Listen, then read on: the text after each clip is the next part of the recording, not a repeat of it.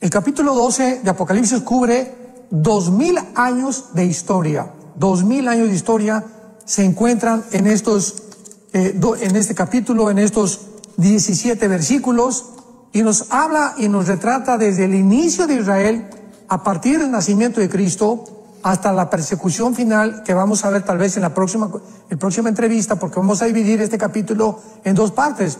No podríamos cubrirlo rápido, pero es tan profundo como tú dices, que es importante tener tiempo para poder hacerlo de una forma dividida. Entonces vamos a cubrir los primeros 5 o 6 versículos en esta mañana. Y es importante que sepamos, ¿verdad?, que comienza el capítulo con 2 señales. En primer lugar, la palabra señal, semellón, con S de Samuel, en el griego, implica algo que apunta hacia una dirección.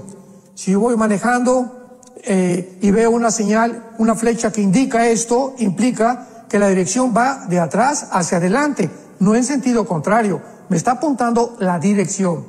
Cuando yo llego a una calle donde las flechas, una es para acá y otra es para acá, me están determinando la forma en la que yo debo de conducir la dirección de mi vehículo.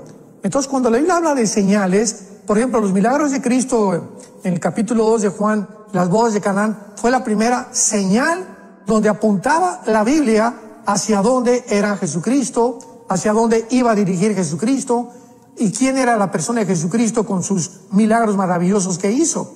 Entonces, la señal en el cielo que aparece aquí de una mujer vestida del sol con la luna debajo de sus pies y sobre una corona de 2 estrellas, está apuntando a una señal. ¿De qué cosa?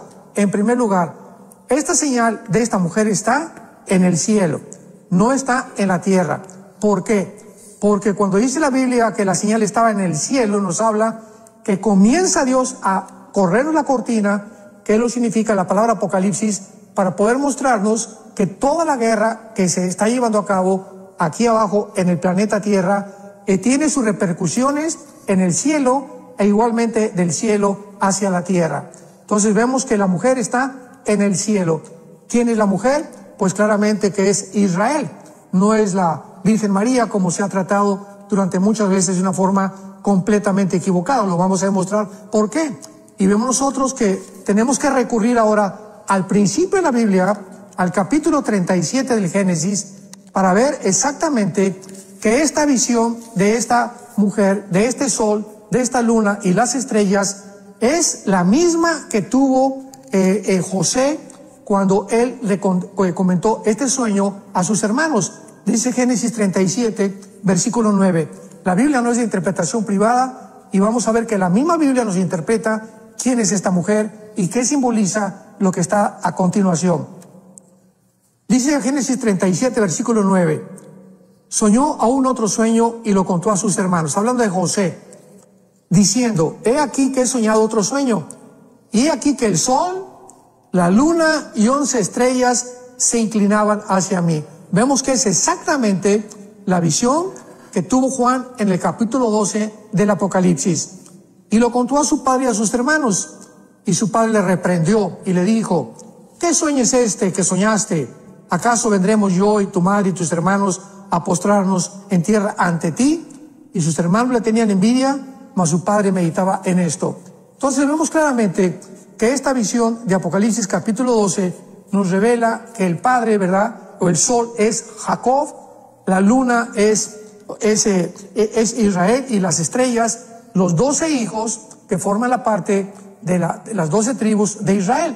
Entonces aquí está en primer lugar mostrándonos Dios a Israel en el cielo de una forma completamente alegórica, espiritualizada, pero al mismo tiempo tenemos enfrente de la mujer a Satanás. Notar que esta mujer de esta alegoría está embarazada, dice la Biblia en el versículo 2, y estaba encinta, clamando con dolores de parto en la angustia del alumbramiento.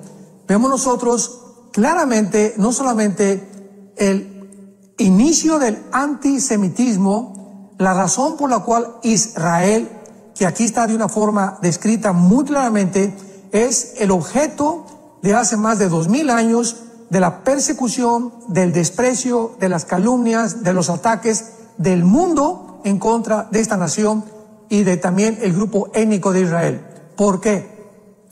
Veamos en Isaías capítulo 66, versículo 8, la respuesta. ¿Por qué está embarazada esta nación? ¿O por qué está embarazada, en este caso, la mujer representando a Israel? Nos responde Isaías 66, versículo 8, y dice así: ¿quién oyó cosa semejante? ¿Quién vio tal cosa? ¿Concebirá la tierra en un día? ¿Nacerá una nación de una vez? Pues en cuanto Sión estuvo de parto, Sión es Israel, dio a luz a sus hijos. Entonces, vemos cómo 700 años antes de que Juan tuviera esta visión, el profeta Isaías se había adelantado a Juan.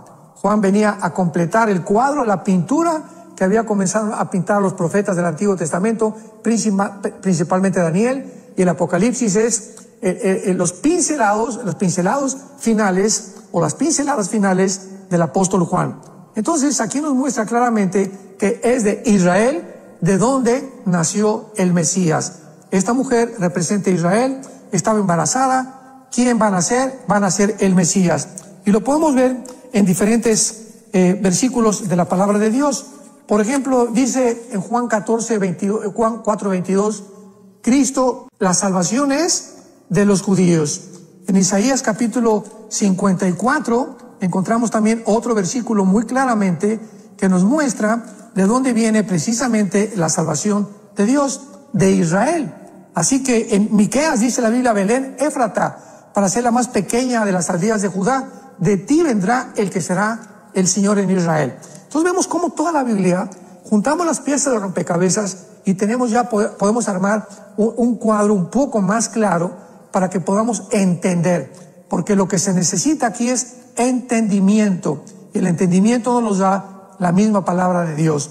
Entonces, el hecho de que Cristo haya nacido de Israel es el simple hecho por el cual el dragón, Satanás, desde el momento en que iba a nacer Cristo, como lo retrata aquí el capítulo 12 Apocalipsis, apareció otra señal en el cielo, un gran dragón escarlata que tenía 7 cabezas, 10 cuernos y en su cabeza 7 diademas. El dragón está enfrente de la mujer. La mujer es Israel. El diablo está esperando para impedir que nazca el Mesías. ¿Por qué? ¿Qué conocimiento tenía el diablo para poder comenzar a atacar a Cristo desde que nació? Al caso que José y María tuvieron que huir a Egipto cuando vino la persecución, luego Herodes quiso matar a todos los niños, es porque en Génesis 3:15, la primera o el protoevangelio de Dios nos lo muestra muy claramente. La semilla de la mujer iba a destruir en la cabeza a la semilla de Satanás, y la semilla de Satanás iba a herir en el calcañar o en el talón a la persona o a la semilla de la mujer. Entonces, este hecho de que desde el principio del nacimiento de Cristo ya haya Satanás tratado de destruir a Israel, nos explica por qué el antisemitismo. ¿Qué es el antisemitismo? Bueno, pues es el odio, ¿verdad?, a la semilla. La palabra semilla viene de la palabra sera en el hebreo. Entonces, cuando vemos nosotros una descendencia donde Satanás ha continuado continuamente de impedir que naciera el Mesías, no lo pudo impedir, al contrario, resucitó el Mesías y se asustó más Satanás, pues ahora se viene con más fuerza en el siglo XXI, porque nos encontramos, somos la generación de la higuera, ya lo hemos dicho varias veces, estamos tal vez en la última generación, y el ataque de Satanás contra Israel será más ardiente, más intenso, más fuerte, más sangriento, más cruel. ¿Por qué? Porque, vuelvo a repetir, ahora Él está impidiendo que Cristo venga por segunda vez a establecer su reino, y sabe que va a ser en Jerusalén. Es lo único que sabe. No sabe el tiempo exacto, pero esta es la razón principal del odio de contra los judíos de parte de Satanás. Dice el versículo 3 que otra señal aparece en el cielo, ¿verdad? Porque, repito, la guerra, lo primero que el Espíritu Santo nos quiere mostrar es que la guerra tenemos que entenderlo nosotros aquí abajo en la tierra. No tenemos lucha contra sangre ni carne, sino contra potestades, principados, huestes espirituales de maldad, Efesios 6:12. Si no entendemos los cristianos que todo lo que se desarrolla aquí en el mundo es una repercusión de lo que está sucediendo en el cielo, vamos a tener que ocuparnos más en la oración. Vamos a preocuparnos más en orar que en estar buscando soluciones cívicas o soluciones ecológicas o soluciones climáticas, porque, repito, es a través de la oración a través de lo cual podemos nosotros cambiar muchas cosas aquí en el mundo. Entonces vamos a entender por qué dice la Biblia que esta señal que aparece en el cielo es un dragón escarlata. ¿Y cómo se describe a Satanás? Esto fue escrito, repito, hace 2000 años, con 7 cabezas y con 10 cuernos. ¿Qué representan estas 7 cabezas? Los 7 imperios que desde el principio de la humanidad Satanás ha usado para tratar de destruir a Israel. O sea, esto va antes de Jesucristo. El capítulo 12 es de hace 2000 años hacia acá, pero aquí el Espíritu Santo nos introduce a los imperios que antes de Cristo ya habían tratado de destruir Israel. ¿Cuáles fueron estos 7 imperios que han tratado a través de la historia de destruir Israel? En primer lugar tenemos al imperio egipcio, el imperio asirio, el imperio babilónico, el imperio medo-persa, el imperio griego y el imperio romano, que fue el 6º. ¿Por qué habla aquí de 7 cabezas? Bueno, porque si leemos Apocalipsis 17, falta el 7º imperio, que serán las 10 naciones que van a formar una organización para, antes de que el anticristo surja, unir al mundo bajo un solo gobierno. Este gobierno tiene que estar antes de que surja Cristo. Entonces, lo hemos dicho tantas veces, hasta que no veamos 10 naciones, 5 de Europa y 5 del Medio Oriente, que se unan en un G10 para formar una confederación del Mediterráneo, con el propósito de formar el gobierno que va a anteceder el 8º reino, que es el anticristo, que lo escribe Apocalipsis 16, él es el 8º, el anticristo es el 8º, o Satanás, entonces lo podemos comprender. Entonces, estas 7 cabezas, hasta que venga el anticristo, son los 7 gobiernos que van a formarse. Y los 10 cuernos son las 10 naciones que de estos 7 gobiernos van a surgir. Y lo más interesante es que casi todos estos gobiernos, ¿verdad?, o estos imperios que describe la Biblia han sido de carácter islámico, aun cuando el Islam fue formado 605 años aproximadamente después de Jesucristo. Anteriormente siempre ha habido en el Medio Oriente el odio de la semilla en contra de Israel, pero ahora va a acrecentarse cuando el gobierno islámico, que está formado ya y que está a punto de poder llevar a cabo el famoso califato o el liderazgo de la hermandad musulmana, ahora con la cuestión de que Irán y Siria ha quedado completamente conquistada por más de 3 o 4 grupos islámicos, terroristas, yihadistas, completamente radicales. Se está acelerando esto de una forma impresionante.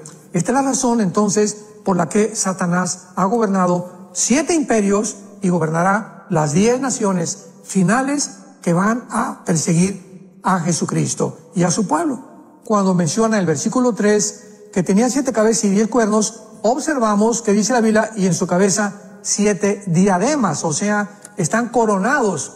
O sea, Satanás muestra aquí claramente que este último gobierno, las 7 diademas que se mencionan, son los 7 imperios, porque la diadema implica corona y solamente los reyes llevan las coronas. Y otra cosa importante que menciona aquí, para terminar con el dragón o con Satanás, es que la cola, o sea, Dios quiere que entendamos claramente Israel y por qué Israel está sujeta y estará sujeta hasta que Jesucristo regrese a una persecución implacable de parte de los poderes de las tinieblas. Dice el versículo 4 que la cola del dragón, esto es muy importante, arrastraba, y es la primera parte en toda la Biblia que se menciona lo siguiente: la cantidad de ángeles que Satanás arrastró con él en su rebelión antes de que el ser humano fuera creado en el planeta Tierra. La Biblia nos describe una rebelión en Ezequiel 28, Isaías 14, del 12 al 14, acerca de Lucifer. Y dice la Biblia aquí en el versículo 4, la única vez que lo dice la Biblia, que era la tercera parte de las estrellas. Y sabemos que no son las estrellas literales. ¿Cómo lo sabemos? Bueno, vamos a verlo, por ejemplo, en el capítulo 8 del libro de Daniel, que nos habla exactamente lo mismo que el anticristo va a hacer, porque las estrellas en la Biblia tienen una relación muy, muy estrecha con los ángeles caídos principalmente. Y veamos esto en Daniel capítulo 8, cuando el imperio griego es dividido en 4 partes. ¿De qué forma se menciona al anticristo? Mencionando otra vez las estrellas como los ángeles caídos. Y asumimos que no son estrellas literales, desde luego. Dice Daniel 8, versículo 9, hablando del anticristo. De ellos salió un cuerno pequeño, que es el anticristo, que lo menciona en el capítulo 2 y el capítulo 7 de Daniel, que creció mucho al sur y al oriente, y hacia la tierra gloriosa, o sea, pero no hacia el norte. Entonces vemos claramente que de las 4 divisiones que tuvo el imperio griego, que fueron Egipto, Siria, Macedonia y Turquía, es de la región del norte de Siria, entre Siria e Irak, de donde, de acuerdo al capítulo 8 de Daniel, surgirá la persona del anticristo. Aquí no hay duda alguna de que sea el anticristo. ¿Por qué? Versículo 10. Se engrandeció hasta el ejército del cielo.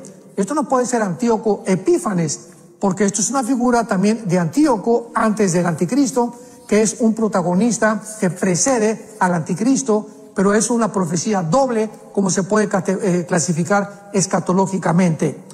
Y parte del ejército de las estrellas echó por tierra. Parte del ejército y de las estrellas echó por tierra. ¿Quién es el único que ha hecho esto? Satanás. Lo corrobora Apocalipsis capítulo 12. Entonces, al describir esto en un pasaje donde hay una división del imperio griego, nos está tratando el Espíritu Santo de poder hacernos entender de qué región geográfica va a surgir el anticristo. Entonces, el anticristo no va a surgir de la Europa oriental o de la Europa occidental, porque Europa se divide en el norte de África y el Medio Oriente. El antiguo imperio romano se dividió en Europa, el norte de África y el Medio Oriente. Entonces el anticristo va a surgir de la Europa o el antiguo imperio romano del Oriente, que es realmente encabezado por Turquía. Recordemos que cuando se divide el imperio romano, se divide en Roma y en Constantinopla, que duró casi 1500 años. De ahí surgió el imperio bizantino, y fue en Constantinopla, que es Estambul, Turquía, donde el imperio romano fue dividido. O sea, Turquía está dividida en Asia y en Europa. Es la única nación en el mundo que está en medio, ¿verdad?, de 2 continentes. Entonces, es interesantísimo esto, porque Turquía va a tomar un protagonismo importantísimo en estos días en los que ya estamos a punto de ver o que la OTAN va a sacar a Turquía de la OTAN, o Erdogan, el presidente de Turquía, a renunciar de Turquía, porque Turquía aparece en la Biblia como una de las naciones principales del anticristo, que el anticristo va a gobernar. Así que vemos claramente que la profecía de Daniel capítulo 12, cuando está mencionando las estrellas que echó al cielo, se refiere a los ángeles caídos. Entonces tiene un ejército tremendo, ¿verdad? No sabemos cuántos millones de ángeles caídos están bajo Satanás, pero nos muestra claramente que es una organización claramente desarrollada, planificada, estructuralmente de una forma sobrenatural, con la sabiduría que tiene Lucifer para poder llevar a cabo lo que está llevando a cabo en el universo. Si consideramos y podemos entender que ha usado los imperios, o sea, Satanás se puede aparecer en la tierra, ¿verdad? Y los ángeles pueden aparecerse y físicamente destruir soldados, ejércitos, etcétera, etcétera, pero no se lleva así. Lo mismo que Dios. Dios podía hacer muchas cosas, pero vemos que Él manda a sus ángeles. Todo el libro de Apocalipsis son los ángeles trabajando de parte de Dios. Dicen los salmos que los ángeles obedecen la voz del decreto del Dios soberano del universo. Entonces, de la misma forma, Satanás emplea a sus ángeles caídos y emplea a sus demonios. Esto es importante. Los ángeles caídos no son los demonios, ni los demonios son ángeles caídos. Son 2 entidades completamente diferentes. Los ángeles caídos no han perdido sus cuerpos, se pueden materializar. Dice Hebreos capítulo 13 que muchas veces, sin saberlo, hemos hospedado ángeles, como aparecieron en Apocalipsis, en Génesis capítulo 18, caminando con Cristo y entrando a Sodoma y Gomorra, con la forma física, humana de nosotros. Entonces los ángeles pueden tomar forma humana, pero esto se llevará a cabo hasta el final en la gran tribulación. Entonces, considerando esto, que Satanás ha usado siempre los gobiernos, tenemos que entender algo. Satanás pregunta, ¿continuará usando los gobiernos para lograr su fin y para lograr exactamente su propuesta, su objetivo, que es la destrucción de Israel? Y claro que acabar con todo lo que sea la creación de Dios. La respuesta es sí, y nos las da Apocalipsis capítulo 16. ¿Por qué tenemos que ver esto con muchísima atención? Porque es la razón por la cual Pablo, en 1 Timoteo capítulo 2, nos pide que oremos por los líderes, por los gobernantes. Y creo que hay muy pocas iglesias en el mundo que tienen reuniones de oración orando por su presidente. Ya sea bueno, ya sea malo el presidente, ya sea de izquierda, ya sea de derecha, tenemos que orar por ellos, porque es la forma en la que Dios ha diseñado, ha determinado para que podamos nosotros creerlo y que, como dice Santiago capítulo 4, Elías oró y se cerró el cielo por 3 años y medio. Y la oración del justo puede mucho. Dios nos está implicando qué poderosa es la oración, pero tenemos tan poca confianza en lo que podemos nosotros lograr a través de la oración. Y dice, por ejemplo, aquí en Apocalipsis capítulo, estábamos viendo el capítulo 13, donde surge el anticristo, que va a poder determinar exactamente qué es lo que va a hacer, porque va a ser adorado por el mundo. Va a comenzar la persecución, va a tener a un aliado que se llama el falso profeta, que es el que va a ser el ministro de propaganda. El falso profeta es el que va a hacer que realmente podamos nosotros entender que va a poner las marcas del anticristo, no el anticristo. Va a ser el falso profeta el que va a mandar marcar a la gente. Pero en el capítulo 16 de Apocalipsis vemos la guerra del Armagedón, la acción del mundo espiritual que ya ha comenzado y que culminará en la Tercera Guerra Mundial. Versículo 14. Veamos el versículo 13 para entenderlo. Vi salir de la boca del dragón y de la boca de la bestia y del falso profeta 3 espíritus inmundos a manera de ranas. Son espíritus de demonios, no de ángeles caídos, de demonios, que hacen señales y van, escuchemos, a los reyes de la tierra, a los líderes, a los presidentes de todas las naciones, a los dictadores, a los zares, a todos aquellos que tienen a cargo el liderazgo de una nación, van a ser completamente atacados por los espíritus de demonios en los tiempos en que estamos viviendo. Yo hace 2 o 3 días le comentaba a Marta, mi esposa, que yo estoy convencido que este ataque, esta invasión, esta posesión demoníaca ya se está llevando a cabo actualmente en el mundo.